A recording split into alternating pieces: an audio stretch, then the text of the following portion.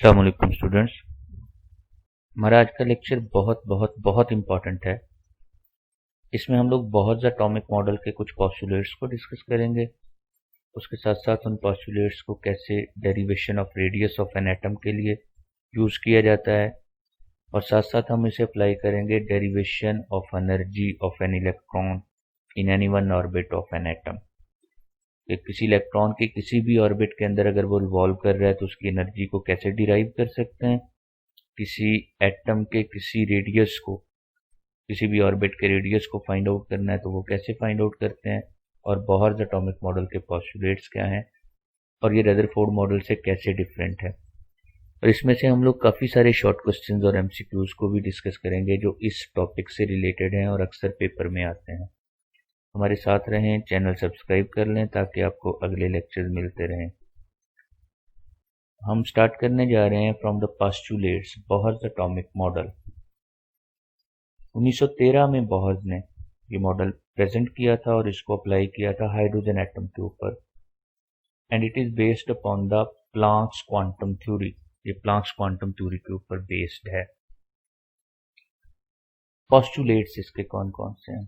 Number 1, electron revolves around the nucleus in some permitted circular paths called orbits.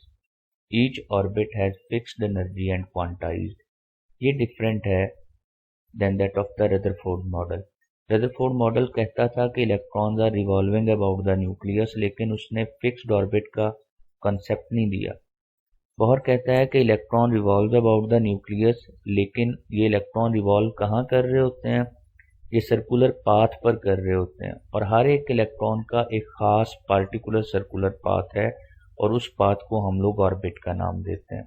और हर orbit की energy quantized है। इसका क्या मतलब है, इसको हम आगे डिस्कस करते हैं। Energy of an electron is fixed in one orbit. Her orbit में इलेक्ट्रॉन की एनर्जी फिक्स्ड होती है। इसका मतलब है जब तक इलेक्ट्रॉन अपने ऑर्बिट के अंदर रहता है वो ना तो एनर्जी इवॉल्व करता है ना एब्जॉर्ब करता है। जब इलेक्ट्रॉन जंप करता है, मतलब इट ओनली एमिट्स और एब्जॉर्ब एनर्जी जब वो जंप करता है from one orbit to another orbit. अगर वो हायर ऑर्बिट में जंप करके जा रहा है तो एनर्जी एब्जॉर्ब करेगा। अगर वो जंप करके नीचे वाले किसी ऑर्बिट में न्यूक्लियस के करीब आ रहा है तो वो एनर्जी इवॉल्व करेगा। जब तक वो अपने ऑर्बिट के अंदर है वो ना एनर्जी इवॉल्व करता है ना एनर्जी एब्जॉर्ब करता है। तीसरा पॉइंट क्या है? The energy of an electron changes by delta E when electron jumps between two orbits. जब भी इलेक्ट्रॉन एक ऑर्बिट से दूसरे ऑर्बिट में जंप करके जाता है तो उसकी एनर्जी डेल्टा ई वैल्यू से चेंज हो जाती है। और डेल्टा ई क्या चीज़ है? It is the difference between the energies of the electron in two orbits. दोनों ऑर्बिट्स के अंदर एनर्जी डिफरेंस को डेल्टा ई बोला जाता है। This energy is given by Planck's quantum theory. Delta E is equal to E2 minus E1 and it is equal to h nu. Delta E is the energy difference between the two orbits. E2 है energy of the higher orbit, energy of the lower orbit, और nu is the frequency. तो delta E is equal to h nu, where h is the Planck's constant, nu is the frequency of the radiations of energy which is emitted or absorbed. पहला point था कि electron fixed orbit में revolve करते हैं। जब तक वो अपने फिक्स्ड ऑर्बिट में रहते हैं वो ना एनर्जी इवॉल्व करते हैं ना एब्जॉर्ब करते हैं। लेकिन जब दो ऑर्बिट्स के दरमियान इलेक्ट्रॉन जंप करता है तो वो एनर्जी एब्जॉर्ब करता है या इवॉल्व करता है। और तीसरा पॉइंट है कि वो जो एनर्जी की वैल्यू एब्जॉर्ब या इवॉल्व होती है वो किसके इक्वल है? E2 minus E1 के, जहाँ E2 सेकेंड ऑर्बिट है जिसमें इलेक्ट्रॉन जंप करके जाता है, E1 फर्स्ट ऑर्बिट है, और it is equal to h nu, where nu is the frequency and h is the Planck's constant. और चौथा पॉइंट है जो इंपॉर्टेंट है जिसको हम लोगों ने आगे यूज भी करना है। These electrons can revolve around the nucleus in the orbits having fixed angular momentum.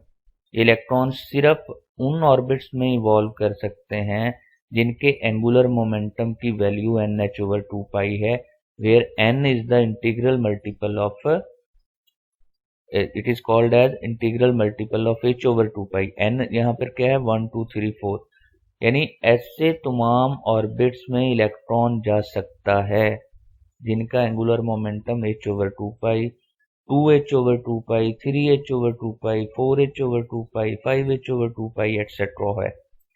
इनके दरमियान किसी भी ऑर्बिट में जिसका एंगुलर मोमेंटम 1.5h/2 पाई हो, that will not be permissible for the electron. इसका मतलब है इलेक्ट्रॉन एक ऑर्बिट से जंप करके अगले में जा सकता है, जंप करके उससे अगले में जा सकता है। उसके पाथ जो हैं वो हवाई रास्ते हैं, जैसे प्लेन जो है वो एक एयरपोर्ट से दूसरे एयरपोर्ट पर उतर सकता है, रास्ते में कहीं ड्रॉप नहीं कर सकता वो पैसेंजर को। एग्जैक्टली ऐसे ही ऑर्बिट्स जो हैं वो क्वांटाइज्ड हैं। एक ऑर्बिट से इलेक्ट्रॉन जंप करके अगले ऑर्बिट में जाएगा, इन बिटवीन द ऑर्बिट वो कहीं पर स्टे नहीं कर सकता। That position, that space, that place is not permissible for the electron. वो कौन से ऑर्बिट में जाता है? ऐसे ऑर्बिट में जिसका एंगुलर मोमेंटम h/2 पाई हो, या 2h/2 पाई हो, या 3h/2 पाई हो, 4h/2 पाई हो, ये सारे ऑर्बिट्स उसके लिए परमिसिबल हैं। इसके अलावा वो किसी ऑर्बिट में इलेक्ट्रॉन नहीं जा सकता। तो यहाँ एमसीक्यू शॉर्ट क्वेश्चंस आते हैं। Right the postulates of Bohr's theory. तो ये 4 पोस्टुलेट्स हैं, 2 नंबर का क्वेश्चन आ जाता है। Which postulates tells us that the orbits are stationary and energy is quantized. तो पहला ऑर्बिट ही है, पहला पोस्टुलेट ही है जो क्या कहता है कि सम परमिटेड सर्कुलर पाथ्स होते हैं और हर ऑर्बिट की एनर्जी फिक्स्ड है और क्वांटाइज्ड होती है। तो फर्स्ट वन पोस्टुलेट ही है। Derivation of radius. अब हम लोग किसी भी ऑर्बिट का रेडियस अगर फाइंड आउट करना चाहें कि कितना है, तो बोहर एटॉमिक मॉडल से हम लोग वो फाइंड कर सकते हैं। कहता है Bohr derive the expression for the radius of nth orbit of hydrogen atom. उसने एक इक्वेशन निकाली, एक्सप्रेशन निकाली, जिससे हम लोग किसी भी ऑर्बिट का हाइड्रोजन एटम का रेडियस फाइंड कर सकते हैं। सपोज कहते हैं एक इलेक्ट्रॉन कंसीडर करें जो nth ऑर्बिट में रिवॉल्व कर रहा है, उस ऑर्बिट का रेडियस r है, वो वेलोसिटी v से रिवॉल्व कर रहा है इलेक्ट्रॉन। न्यूक्लियस पर चार्ज Q1 है Ze पॉजिटिव के इक्वल। असल में E पॉजिटिव प्रोटॉन का चार्ज है, Z प्रोटॉन की तादाद है न्यूक्लियस के अंदर। तो Ze positive is the charge on the nucleus. Q2 है E negative, E negative is the charge on the electron. तो Q1 को हमने लिखा चार्ज ऑन द न्यूक्लियस, वो किसके इक्वल है? Ze पॉजिटिव के। Q2 है चार्ज ऑन द इलेक्ट्रॉन, वो किसके इक्वल है? E नेगेटिव के।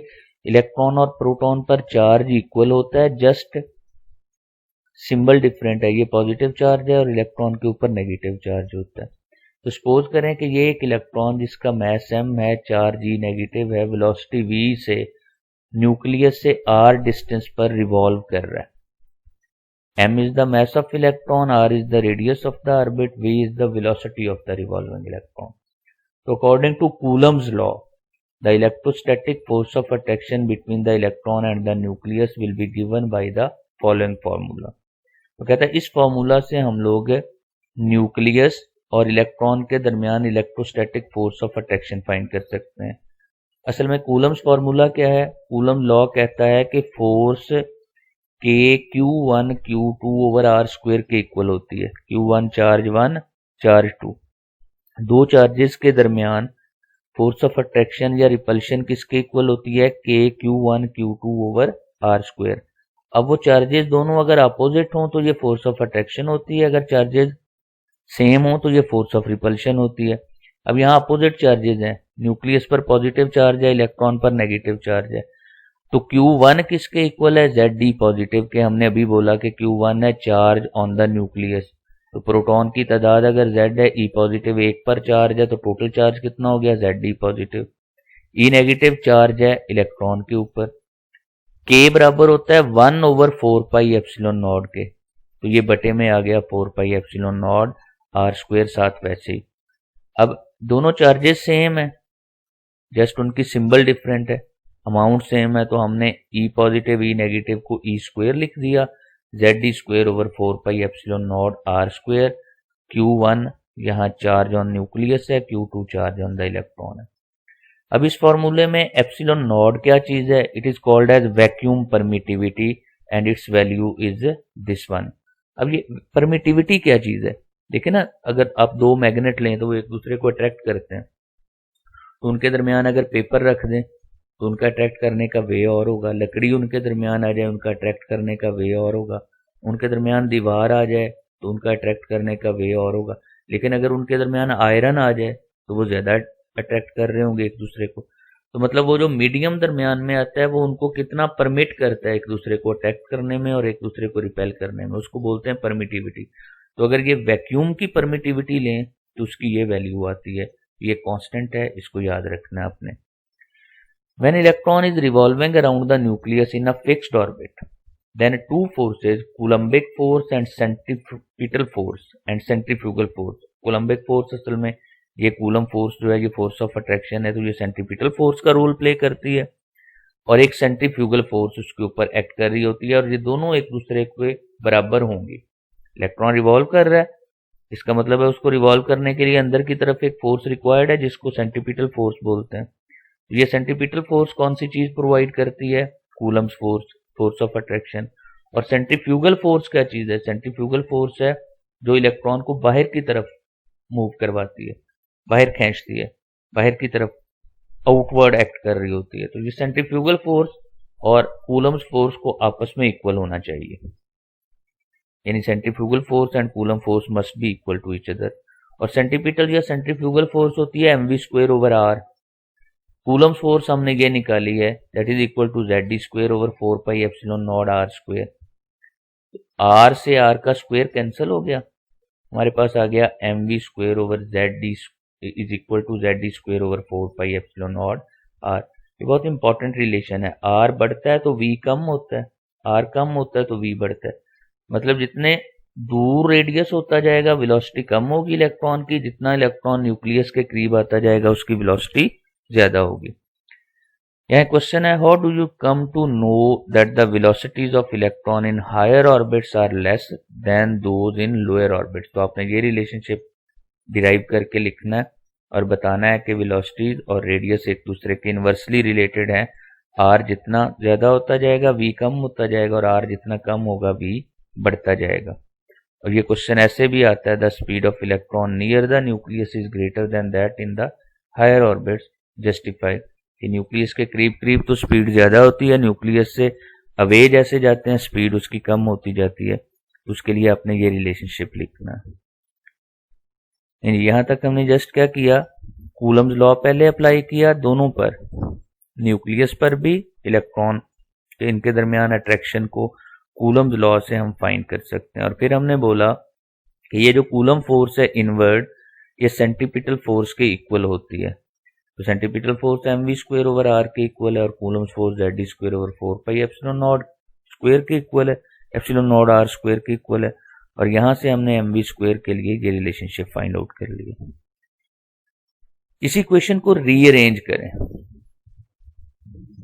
इस इक्वेशन में r को इधर ले जाएं, mv² को यहां ले आए, तो हमारे पास ये रिलेशन बना, mv² इधर आ गया, r इधर चला गया। अब v² को साइड पे निकाल लिया हमने, बाकी सारी इक्वेशन वैसे ही। इस v² की वैल्यू अगर हमें पता चल जाए तो हम r फाइंड कर सकते हैं। According to equation 2, the radius of a moving electron is inversely proportional to the square of its velocity.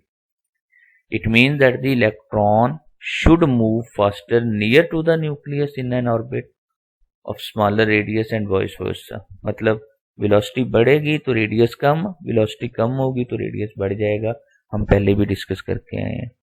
The determination of velocity of electron is possible while moving in the orbit. हम लोग ये radius find कर सकते हैं और velocity भी determine कर सकते हैं।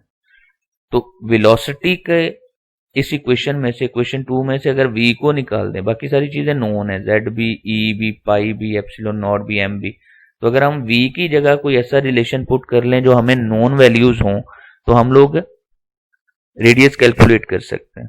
तो कहता है कि हम अगर इक्वेशन 2 में से v² को एलिमिनेट करना चाहें तो उसके लिए हम बोहर का लास्ट पोस्टुलेट है, क्या था, angular momentum is equal to nh/2π।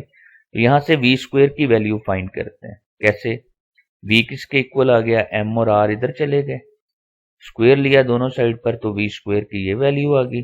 v² की ये वैल्यू इस इक्वेशन में पुट कर दी, तो v² की ये वैल्यू इस इक्वेशन में पुट करने पर हमारे पास आर की ये वैल्यू आई ZD² 4πε0 m, उसी तरह से 1/v², इसका मतलब है ये नीचे चले गए, ये सारे फैक्टर ऊपर चले गए, 4π² m² r²/n²a²। तो ये इसकी कैलकुलेशन की भी हुई है, r = ZD² 4πε0 m into 1/v², ये v² की वैल्यू बटे में आई, ये ऊपर जाएगी तो 4π² m² r² ऊपर चला गया ओवर n², 4 से 4 कैंसिल, पाई से पाई का स्क्वायर कैंसिल, m से m का स्क्वायर कैंसिल, हमारे पास ये रिलेशनशिप निकल आया, r = ε0 n² h²। ये देखें ना, ये r से r का स्क्वायर कैंसिल हो गया तो ये r रह गया, इस r को इधर ही रखें, बाकी वैल्यूज को उस तरफ ले जाएं, या 1 = दिस वन। अब r निकालना आपने, r की इसी साइड पर रखें, बाकी सारी वैल्यूज को दूसरी तरफ ले जाएं, तो r किसके इक्वल आ गया, ε0 n² h² ZD² πm। ये रिलेशन था, इसको ऊपर लेकर गए, कटिंग की, कटिंग करने के बाद ये r इस r² से कैंसिल हो गया, यहाँ 1 है, ये r है, हमें r चाहिए, r को अपनी साइड पर रखें, इन वैल्यूज को उधर लेकर जाएंगे, ये उलट जाएंगी, ε0 n² h² ऊपर आ जाएगा, ZD² πm नीचे आ जाएगा, तो r की वैल्यू आ गई हमारे पास। इसमें ये n² के अलावा बाकी सारे कांस्टेंट्स हैं, इन कांस्टेंट्स की ये वैल्यूज दी हुई हैं।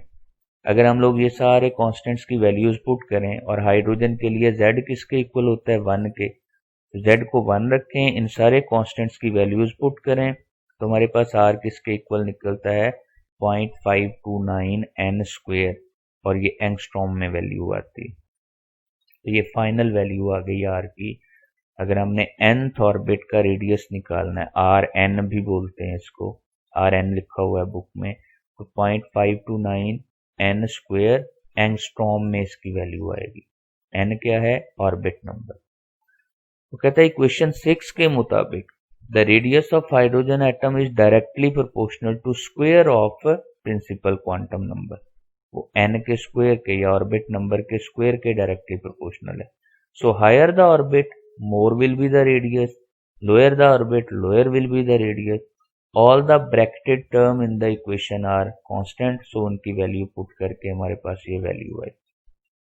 अब अगर n की जगह 1 पुट करें तो r1 निकल आया, 2 पुट करें तो 2 का स्क्वायर के साथ मल्टीप्लाई कर दें, सेकेंड ऑर्बिट का रेडियस, थर्ड ऑर्बिट का रेडियस, इसी तरह फोर्थ का, फिफ्थ का, हम लोग सारे ऑर्बिट्स का रेडियस फाइंड आउट कर सकते हैं, जस्ट यहाँ n की वैल्यू को चेंज करते जाएं। तो क्वेश्चन आता है find the value of radii of first 3 orbits of hydrogen atom. तो ये रिलेशन लिखें, ये लिखें, पहले 3 ऑर्बिट का ये रेडियस कैलकुलेट कर दें।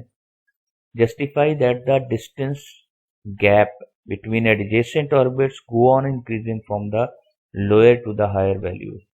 इस रिलेशनशिप से स्टार्ट करें, ये लिखें, n1 n2 n3 n5 तक की वैल्यू फाइंड आउट कर लें।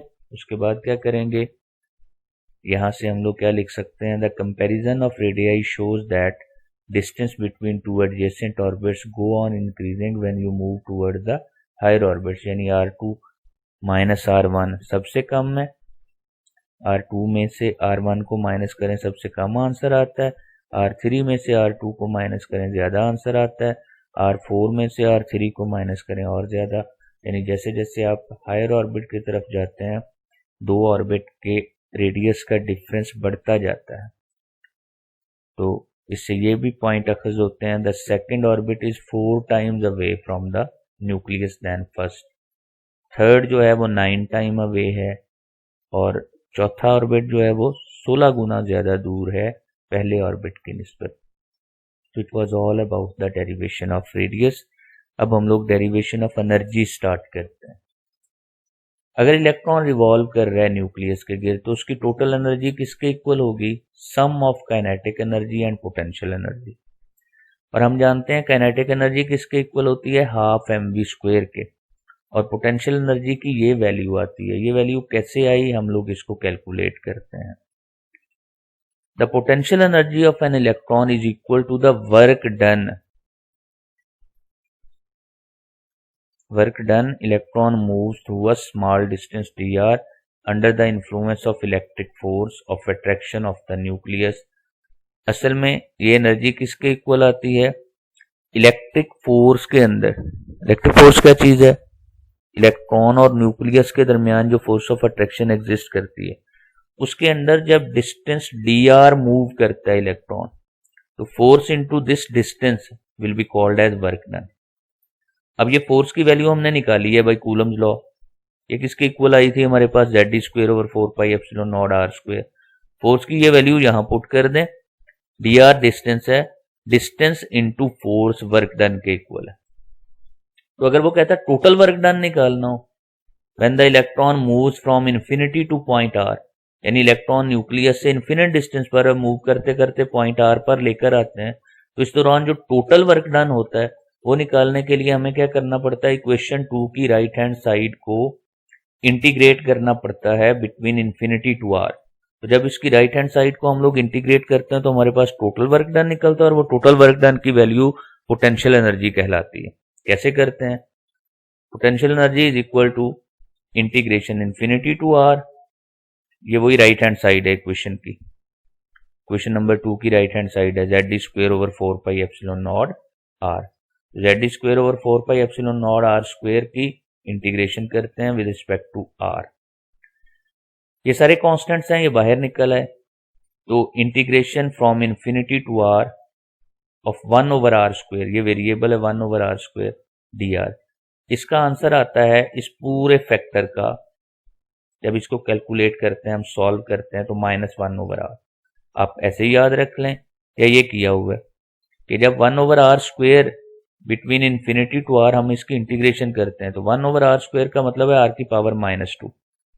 तो इसको कैलकुलेट करते हैं, तो इसका फार्मूला ये है इंटीग्रेशन को कैलकुलेट करने का कि इसकी पावर में 1 ऐड कर देते हैं और नीचे उसी पावर से डिवाइड कर देते हैं, यानी r की पावर -2 + 1 ओवर ये पूरी पावर -2 + 1 से डिवाइड कर दिया in between infinity to r, infinity से लेकर r तक। अब r की पावर कितनी? -1 ओवर -1 आ गया, ये बना -1/r, r नीचे आकर उसकी पावर 1 होगी। इन्फिनिटी टू r, इसको सॉल्व करने के लिए पहले हम लोग r की जगह r पुट करते हैं, आ गया -1/r माइनस -1/इन्फिनिटी, तो 1/इन्फिनिटी 0 होता है, तो ये हमारे पास -1/r, यानी इस पूरे इंटीग्रेशन को कैलकुलेट करके हमारे पास -1/r आता है, तो ये यहाँ पुट किया, सो हमारे पास पोटेंशियल एनर्जी की वैल्यू आ गई -Zd²/4πε0r। ये इंपॉर्टेंट पॉइंट है। कहता है माइनस साइन क्या इंडिकेट करता है? कि potential energy of electron decrease करती है जब इलेक्ट्रॉन इन्फिनिटी से r की तरफ आता है। जब इलेक्ट्रॉन इन्फिनिट पोजीशन से रेडियस r तक मूव करता है तो उसकी पोटेंशियल एनर्जी डिक्रीज होती है, और इन्फिनिटी पर चूंकि उसके ऊपर कोई अट्रैक्शन एक्ट नहीं कर रही होती, तो इन्फिनिटी पर उसकी फोर्स ऑफ अट्रैक्शन या पोटेंशियल एनर्जी 0 होती है। तो 0 से कम वैल्यू क्या है? फिर वो नेगेटिव वैल्यू है कि जब इलेक्ट्रॉन मूव करता है टुवर्ड्स द न्यूक्लियस तो उसकी पोटेंशियल एनर्जी माइनस में हो जाती है। तो क्वेश्चन आता है when and why potential energy of electron become 0। तो आपने लिखना है at infinity because there is no force of attraction acting on the electron, so its potential energy becomes equal to 0। और दूसरा आपने लिखना है potential energy of the bounded electron is negative. क्यों नेगेटिव है?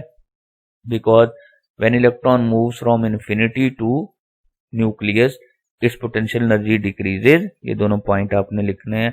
तो at infinity its potential energy is equal to 0, so its lower value will be in negative when it comes towards the nucleus. By comparing centrifugal force and Coulomb's force, we have calculated the value of mv square. ये हम लोगों ने आपको याद है वो radius वाला, उसमें कैलकुलेट करके निकाल के लाए थे हम लोग। ये सेंट्रीफ्यूगल फोर्स और कूलम फोर्स को हमने कंपैरिजन किया, mv स्क्वायर की वैल्यू निकाली। mv स्क्वायर की ये वैल्यू अगर हम लोग काइनेटिक एनर्जी के लिए पुट करें, यहाँ काइनेटिक एनर्जी के लिए अगर हम लोग यही value mv square is equal to Zd²/4πε0r को पुट करें तो हमारे पास पोटेंशियल एनर्जी का रिलेशन आ गया, काइनेटिक एनर्जी का भी आ जाएगा। तो kinetic energy plus potential energy, दोनों को ऐड कर लें।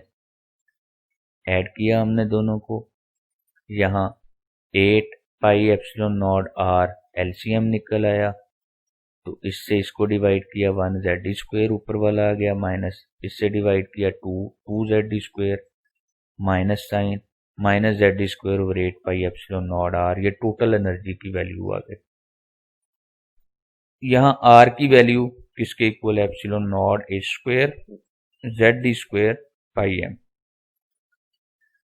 इसकी ये वैल्यू इंटू एन स्क्वायर, ये क्वेश्चन 5 में पुट कर दें, ये हमारे पास ई की वैल्यू आई क्वेश्चन 5 में एप्सिलॉन नॉट पुट करने से। ये देखें E is equal to minus Z square और 8 पाई एप्सिलॉन नॉट, ये एन स्क्वायर की वैल्यू है। तो एन स्क्वायर की ये वैल्यू जब यहाँ पुट किया आपने,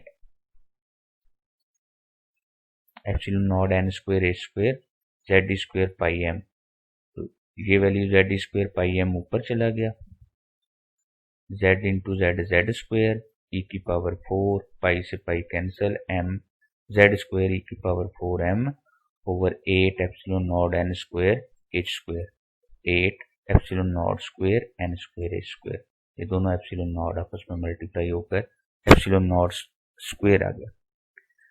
हर हाइड्रोजन एटम Z1 होता है, सो ये क्वेश्चन 6 इसके इक्वल आ गई। अगेन ये जो ब्रैकेट के अंदर सारी टर्म्स हैं ये कांस्टेंट हैं, इनकी वैल्यू हम पहले लिख चुके हैं, इनकी वैल्यू पुट करें तो हमारे पास आ गया minus 2.178 into 10 to the power minus 18 into 1 over N square, N is the orbit number, ये कांस्टेंट वैल्यू आ गई।